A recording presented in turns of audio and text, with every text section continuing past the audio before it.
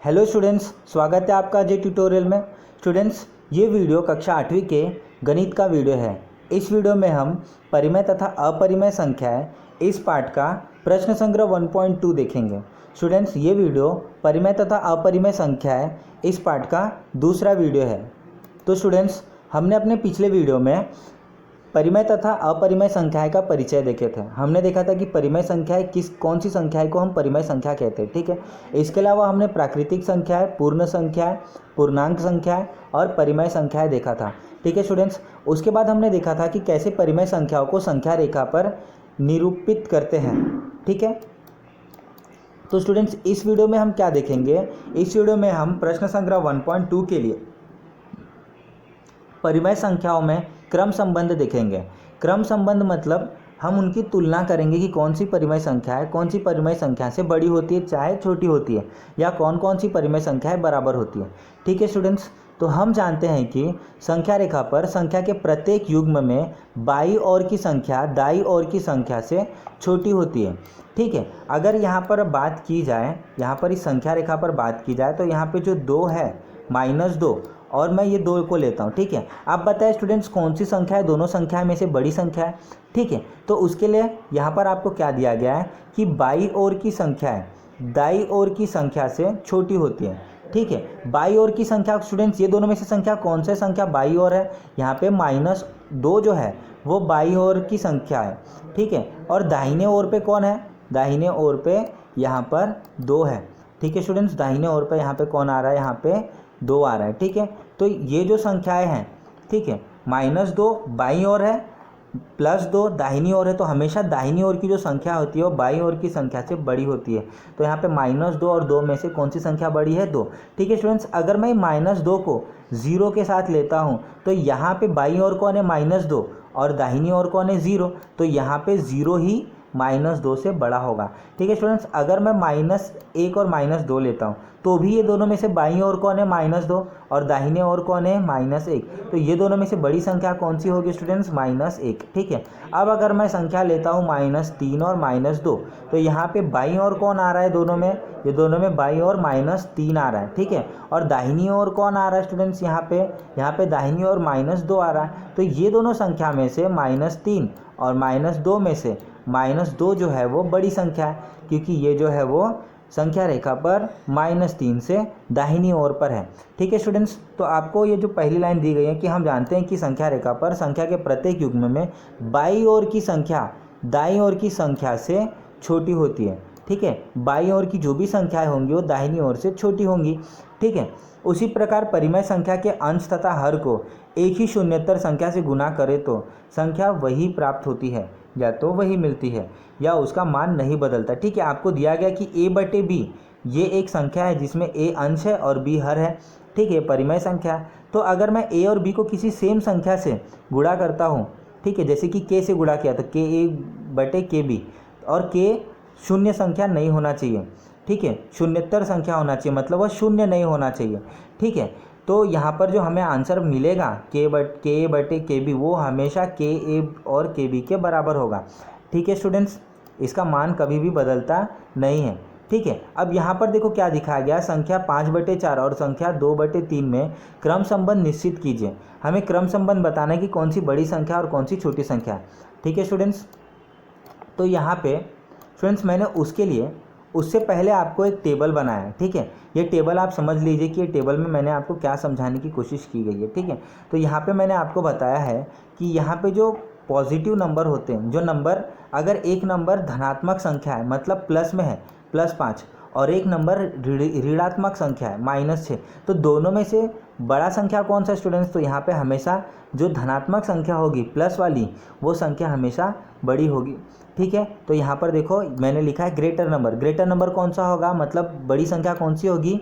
5 होगी, ठीक है, क्योंकि 5 कैसी संख्या है? धनात्मक है, प्लस में है, ठीक है। अगर आपके पास 2 संख्या, एक धनात्मक है, दोनों ही संख्या धनात्मक है, ठीक है, तो यहाँ पर बड़ी संख्या बड़ी होती है। यहाँ पे बड़ी संख्या क्या है? 6, तो यही बड़ी संख्या होगी, ठीक है स्टूडेंट्स। तो बड़ी धनात्मक संख्या, अगर आपके पास 2 धनात्मक संख्या है तो जो बड़ी धनात्मक संख्या होगी वो आपका बड़ा संख्या होगा, ठीक है। लेकिन अगर आपके पास दोनों ऋणात्मक संख्या है, माइनस में है, तो जो छोटा संख्या होगा वो आपका बड़ा संख्या होगा। ठीक है स्टूडेंट्स, तो यहाँ पे -3 जो है वो -7 से बड़ा होगा। स्टूडेंट्स याद रखना, जब भी दोनों संख्याओं में माइनस होगा तो जो संख्या छोटी होगी वही आपकी बड़ी संख्या होगी। तो यहाँ पे छोटी संख्या 3 है, तो यहाँ पे बड़ी संख्या वो हो जाएगी -3। ठीक है, तो यहाँ पे -3 जो है वो -7 से बड़ा है, क्योंकि जब आप संख्या रेखा बनाओगे तो पहले 0 के करीब कौन आएगा, 0 के करीब कौन आएगा, -3, और -7 उससे दूर होगा। तो दोनों में अगर आप देखोगे यहाँ पे बाईं ओर, ठीक है, बाईं ओर कौन आता है, -7, और दाहिनी ओर कौन आ रहा है, -3, तो हमेशा दाहिनी ओर की संख्या बड़ी होती है। ठीक है, अगर एक संख्या धनात्मक है और एक संख्या 0 है तो हमेशा धनात्मक संख्या यानी +5 यहाँ पे बड़ा होगा।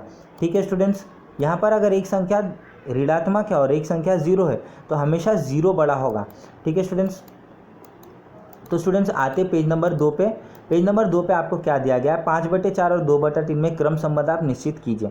ठीक है, तो कभी भी क्रम संबंध निश्चित करने के लिए सबसे पहले मैं आपको बता दे रहा हूँ, इसका हर जो है वो बराबर होना चाहिए दोनों में। अब पहले वाले जो परिमेय संख्या उसका हर 4 है और दूसरा जो परिमेय संख्या उसका जो हर 3 है, तो ये बराबर नहीं है, बराबर हम करेंगे। तो स्टूडेंट्स उसके लिए सबसे पहला प्रयत्न क्या होना चाहिए कि 4 में कुछ भी गुणा करो 3 आएगा, नहीं आएगा। 3 में कुछ भी गुणा करके मैं 4 ला सकता हूँ, नहीं ला सकता हूँ। ऐसे समय में क्या होता है स्टूडेंट्स, पहला जो परिमेय संख्या है इसमें हम दूसरे परिमेय संख्या के हर से गुणा करते हैं। दूसरे परिमेय संख्या का हर कितना है, 3 है, तो हम इस पूरे परिमेय संख्या को अंश में भी 3 से और हर में भी 3 से गुणा करेंगे। तो 5 × 3 15 और 4 × 3 12, तो 15/12 आया 5/4। ठीक है, 3 से गुणा किए। तो 2/3 को किससे गुणा करेंगे, पहले परिमेय संख्या के हर से, 4 है तो इसको हम 4 से गुणा करेंगे 2/3 को, तो 2 × 4 और 3 × 4 8/12 हो जाएगा। अब 15/12 और 8/12 हमें मिल रहा है, तो 15/12 और 8/12 में अंश किसका ज़्यादा है, 15 ज़्यादा है, इसीलिए 15/12 जो है वो 8/12 से ज़्यादा होगा। अब 15/12 किसका आंसर है स्टूडेंट्स, 5/4 का, इसीलिए 5/4 जो है वो 2/3 से ज़्यादा है। ठीक है स्टूडेंट्स, परिमेय संख्या अगर माइनस और प्लस में हो, ठीक है, तो ऋणात्मक संख्या हमेशा धनात्मक संख्या से छोटी होती है, अर्थात -7/9 जो है वो हमेशा 4/5 से छोटा होगा। ठीक है, अभी हमने देखा ना, ऋणात्मक संख्या मतलब माइनस में जो संख्या होती है वो हमेशा प्लस वाले से छोटी होती है। ठीक है स्टूडेंट्स, दो ऋणात्मक संख्याओं की तुलना करने के लिए, अगर दो ऋणात्मक संख्या है जैसे कि आपके पास संख्या a और b है, ठीक है, यहाँ पे b बड़ा है, अगर दोनों माइनस हो जाए तो a बड़ा हो जाएगा स्टूडेंट्स, -a बड़ा हो जाएगा। देखो जैसे कि यहाँ पे 2 और 3 दिखा है, ठीक है, जैसे कि यहाँ पे आपको 2 और 3 दिखा है तो यहाँ पे 3 बड़ा है, 3 की तरफ बढ़ाई का चिन्ह डाला है। लेकिन अगर दोनों माइनस हो जाए तो कौन बड़ा हो जाएगा स्टूडेंट्स, हमेशा दोनों माइनस है, दोनों ऋणात्मक है तो छोटी संख्या बड़ी होगी, यानी यहाँ पे -2 जो है वो बड़ा हो जाएगा। ठीक है स्टूडेंट्स, अब यहाँ पे देखो 5/4 है और 7/4 है, ठीक है, तो यहाँ पे 7/4 बड़ा है क्योंकि ये दोनों के दोनों धनात्मक है, तो धनात्मक में बड़ी संख्या बड़ी होती है। लेकिन अगर दोनों पे माइनस लग जाए तो छोटी संख्या बड़ी हो जाएगी, तो -5/4 ये जो है वो -7/4 से बड़ा है। ठीक है स्टूडेंट्स, अब उदाहरण तीसरा देख लेते हैं, -7/3 और -5/2। पहले तो इनका हर देखो सेम नहीं है, तो इनका हर सेम करते हैं। हर सेम करने के लिए पहले वाले परिमेय संख्या में दूसरे वाले परिमेय संख्या के हर से गुणा करते हैं, तो 2 से गुणा करना पड़ेगा। 7/3 को 2 से गुणा करेंगे तो 7 दूनी 14, 3 दूनी 6। ठीक है, दूसरा जो आपका संख्या है वो -5/2 है। 5/2 में किससे करेंगे, पहले परिमेय संख्या के हर से। ठीक है, तो 3 है तो 5 × 3 15 और 2 × 3 6। ठीक है, अब यहाँ पे आपको क्या मिल रहा है, 14/6 और 15/6। इसमें 15/6 बड़ा है, लेकिन अगर दोनों में आप माइनस डालोगे, ठीक है, अब 15/6 बड़ा है, इसका मतलब 5/2 बड़ा है, क्योंकि 15/6 आया कैसे, 5/2 से। ठीक है स्टूडेंट्स, तो यहाँ पे 7/3 में से 5/2 बड़ा है। जब दोनों धनात्मक है, प्लस में, लेकिन दोनों ऋणात्मक में कर दो तो छोटी संख्या बड़ी होगी। छोटी संख्या कौन सी थी, -7/3, ये छोटी संख्या, इसीलिए ये जो संख्या वो बड़ी होगी। ठीक है स्टूडेंट्स, आप कंफ्यूज मत होइएगा। ठीक है, यहाँ पे आपको क्या कह रहा है, परिमेय संख्या 3/5 और 6/10 की तुलना कीजिए। 3/5 है, ठीक है स्टूडेंट्स, तो यहाँ पे 10 है। क्या मैं 5 में कुछ भी गुणा करके 10 ला सकता हूँ स्टूडेंट्स, ला सकता हूँ। 5 में 2 का गुणा करूँगा तो 10 हो जाएगा, तो ये 2 जो है वो 3 से भी गुणा होगा।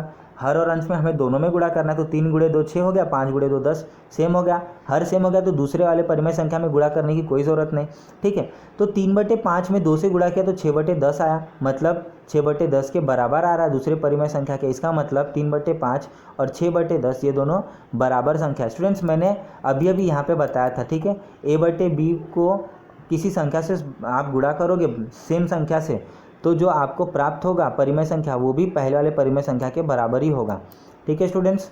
तो परिमेय संख्याओं की तुलना करते समय निम्नलिखित नियम उपयोगी होते। कुछ नियम होते हैं, a/b तथा c/d परिमेय संख्या है तो b और d धनात्मक हो, ठीक है। अगर b और d धनात्मक है तो क्या होगा, a को d से गुणा करेंगे और b c से, यही होता है तिर्यक गुणा।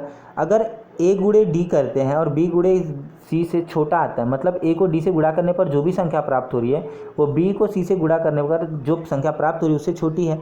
इसका मतलब क्या होगा, जिसके तरफ c है, ठीक है, वो बड़ा है, क्योंकि c जो है यहाँ पे b गुणे c वो बड़ा है, तो यहाँ पे जिसके तरफ c है वो बड़ा है।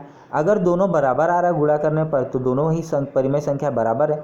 अगर a गुणे d बराबर बड़ा आ रहा है तो जिस तरफ a है वो बड़ा होगा, ठीक है स्टूडेंट्स। बस ये आपको हल्का सा ध्यान देना है। वैसे तो आप प्रश्न संग्रह 1.2 इसके बिना भी आप कर सकते हैं, ठीक है। तो प्रश्न संग्रह 1.2 के लिए मैंने आपके लिए PDF बनाया, ठीक है स्टूडेंट्स, वो PDF देख लेते हैं।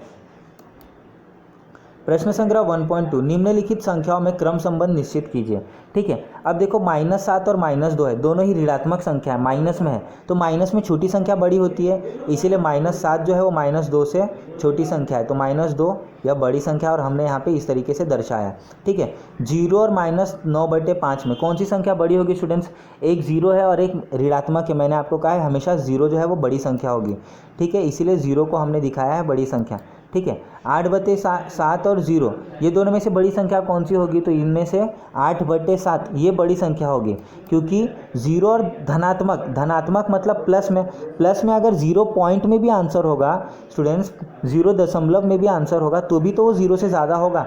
इसीलिए अगर कोई धनात्मक संख्या और 0 है तो हमेशा धनात्मक संख्या बड़ी होगी, ठीक है स्टूडेंट्स। यहाँ पे -5/4 और 1/4, एक संख्या आपका ऋणात्मक है, एक संख्या आपका धनात्मक है। जब ऋणात्मक और धनात्मक संख्या की तुलना करते तो हमेशा धनात्मक संख्या बड़ी होती है, तो -5/4 ये 1/4 से छोटी संख्या है, 1/4 ये बड़ी संख्या है, ठीक है।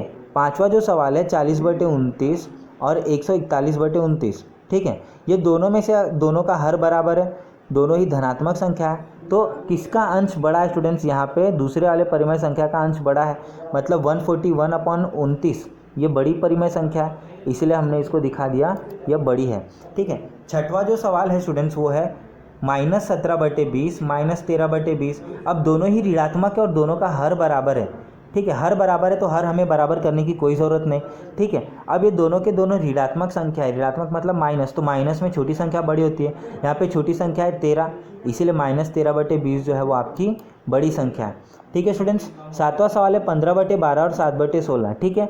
तो हम क्या करेंगे, 12 में कुछ भी गुणा करेंगे 16 नहीं आएगा और 16 में कुछ भी गुणा करेंगे 12 नहीं आएगा, ठीक है। लेकिन ये ऐसी संख्या है जहाँ पे हमें कुछ ना कुछ सामान्य दिख रहा है, दोनों 2 से कट सकता है, ठीक है स्टूडेंट्स। तो इसका हम लसावी निकालेंगे सबसे पहले, ठीक है, तो वो मैंने आपको अलग से यहाँ पे करके दिखाया कि इसका लसावी कैसे निकालेंगे, ठीक है स्टूडेंट्स। यहाँ पे 12 और 16 है, तो 12 का तो सबसे पहले आप गुणनखंड निकालोगे, 2 गुणे 6 12, 2 गुणे 3 6, 3 गुणे 1 3, ठीक है। तो इसका लसावी 2 गुणे 2 गुणे 3 है, ठीक है, यहाँ पे हमने लिख दिया। 12 का जो गुणनखंड है वो 2 गुणे 2 गुणे 3, ठीक है। 16 का गुणनखंड क्या आएगा, 8 2 4 2 2 2 और 2 1, ठीक है। तो यहाँ पे क्या आ रहा है, 16 का गुणनखंड 2 गुणे 2 गुणे 2 गुणे 2, ठीक है, 2 गुणे 2 4, 4 गुणे 2 8, 8 गुणे 2 16, ठीक है। अब स्टूडेंट्स हम देखेंगे कि दोनों में सामान्य क्या है, कॉमन क्या है, तो दोनों में कॉमन क्या था, देखो 2 गुणे 2 2 गुणे 2 दोनों के पास है, तो वो हमने यहाँ पे लिख दिया। कॉमन क्या है दोनों में, 2 गुणे 2, और 2 को 2 से गुणा किया तो 4 आता है, तो जो कॉमन था लसावी निकालने के लिए वो पहले हमने लिख दिया। अब जो बच रहा है वो सब लिखना है, 3 और 2 गुणे 2, क्या बच रहा है, 2 गुणे 2 और 3 ये बच रहा है। अब इन सबको गुणा करो, 4 2 8, 8 2 16, 6 3 48, यानी दोनों का लसावी कितना आ रहा है स्टूडेंट्स, 48 आ रहा है। मतलब अगर संख्या है आपका हर में 12 और 16 तो लसावी इसका 48 आ रहा है। तो स्टूडेंट्स हम क्या करेंगे, हम यहाँ पर 12 को ऐसी संख्या से गुणा करेंगे जो कि 48 आए और 16 को भी ऐसी संख्या से गुणा करेंगे जो 48 आए। तो वो कौन सी संख्या है? 12 में क्या गुणा करोगे तो 48 आता है, तो 12 में 4 करोगे और 4 हर में किया तो अंश में भी करेंगे, तो 15 4 जा 60 और 12 4 जा 68 हो गया। ठीक है, अब 7 तिरिक 21, 16 में 3 से गुणा करेंगे तो 48 आएगा, तो 3 से नीचे किया तो ऊपर भी करेंगे अंश में भी करेंगे, तो 7 तिरिक 21 और 16 तिरिक 48। ठीक है, अब देखो दोनों में से कौन सी बड़ी संख्या, दोनों धनात्मक है तो बड़ी संख्या बड़ी होगी, तो 60/48 बड़ा है और 60/48 कहाँ से आया? 15/12। ठीक है स्टूडेंट्स, तो आपका 15/12 जो है 7/16 से बड़ा है। ठीक है, अब यहाँ पर देखो स्टूडेंट्स 8वां जो सवाल है -25/8 और -9/4। ठीक है, दोनों ही ऋणात्मक है। ठीक है, तो हमें छोटी संख्या बड़ी होगी, तो पहले हल करेंगे हम इसको। यहाँ पे जो हर है दूसरे परिमेय संख्या का वो 4 है और पहले परिमेय संख्या का 8 है। अगर मैं इस 4 में 2 से गुणा करूँ तो पहले वाले के बराबर हो जाएगा, क्योंकि हमें हर बिना हर बराबर दिखाया हम बता नहीं सकते कौन बड़ा है कौन छोटा। तो 4 में 2 से हर में गुणा करेंगे तो अंश में भी होगा, तो -9 × 2 18, -18 हो गया और 8। अब दोनों ही माइनस में है, दोनों ही ऋणात्मक है और 18 छोटी संख्या है, इसीलिए -18/8 यह बड़ी संख्या हो जाएगी, क्योंकि माइनस में छोटी संख्या ही बड़ी संख्या होती है। ठीक है, अब -18/8 कहाँ से आया स्टूडेंट्स? -9/4, इसीलिए -25/8 यह बड़ी संख्या, ठीक है, छोटी संख्या है और -9/4 यह छोटी संख्या है, बड़ी संख्या है स्टूडेंट, सॉरी। अब 12/15 और 3/5। ठीक है स्टूडेंट्स, मैं 15 में कुछ भी गुणा करके बाद 5 नहीं ला सकता, लेकिन 5 में अगर मैं 3 से गुणा करूं तो मैं 15 ला सकता हूं। तो हम वही करेंगे, 5 में 3 से गुणा करेंगे, 3 से सॉरी स्टूडेंट्स, 5 में 3 से नीचे गुणा किया तो वो अंश में भी गुणा होगा, तो 3 तिरिक 9 हो जाएगा और 5 तिरिक 15। ठीक है, अब देखो दोनों के जो हर है वो 15 हो गए। अब देखिए जो अंश है वो पहले वाले परिमेय संख्या का बड़ा है, इसीलिए 12/15 जो है वो 9/15 से बड़ा परिमेय संख्या। ठीक है स्टूडेंट्स, तो 12/15 जो है वो 3/5 से बड़ा है, क्योंकि 9/15 कहाँ से आया था? 3/5 से। ठीक है स्टूडेंट्स, अब आखिरी सवाल देते हैं 10वां सवाल। 10वां सवाल है -7/11 और -3/4। स्टूडेंट्स, मैं यहाँ पे हर सेम करने के लिए मैं 11 में कुछ भी गुणा करूँगा तो वो 4 नहीं आएगा और 4 में कुछ भी गुणा करूँगा तो 11 नहीं आएगा। तो हर सेम करना है तो स्टूडेंट्स क्या करेंगे? पहले परिमेय संख्या में दूसरे परिमेय संख्या के हर से गुणा करेंगे। 4 है तो यहाँ पे नीचे ऊपर अंश और हर में 4 से गुणा कर दिया, तो 7 चौक 28 और 11 चौक 44। ठीक है, 44। और दूसरे परिमेय संख्या में पहले परिमेय संख्या के हर से गुणा करेंगे, यानी 11 से। ठीक है, तो 11 3 जा 33, 11 4 जा 44। ठीक है स्टूडेंट्स, अब दोनों ही संख्या जो है वो आपकी ऋणात्मक है, माइनस में, तो यहाँ पे छोटी संख्या बड़ी होगी, मतलब 28 बड़ा होगा, तो -28/44 जो है वो -33/44 से बड़ा होगा। ठीक है स्टूडेंट्स, तो यहाँ पे -28/44 कैसे आया? -7/11 और -33/44 कैसे आया? -3/4। तो यहाँ पे -7/11 जो है वो बड़ी संख्या है। ठीक है स्टूडेंट्स, यहाँ पे हमारा प्रश्न संग्रह खत्म होता है। तो उम्मीद रखता हूँ कि स्टूडेंट्स इस वीडियो में हमने जो भी पढ़ा वो आपको बहुत ही अच्छे से समझा होगा। ठीक है स्टूडेंट्स, अगर वीडियो आपको समझा तो लाइक करिए, शेयर करिए और सब्सक्राइब करिए। Thank you students for watching the video.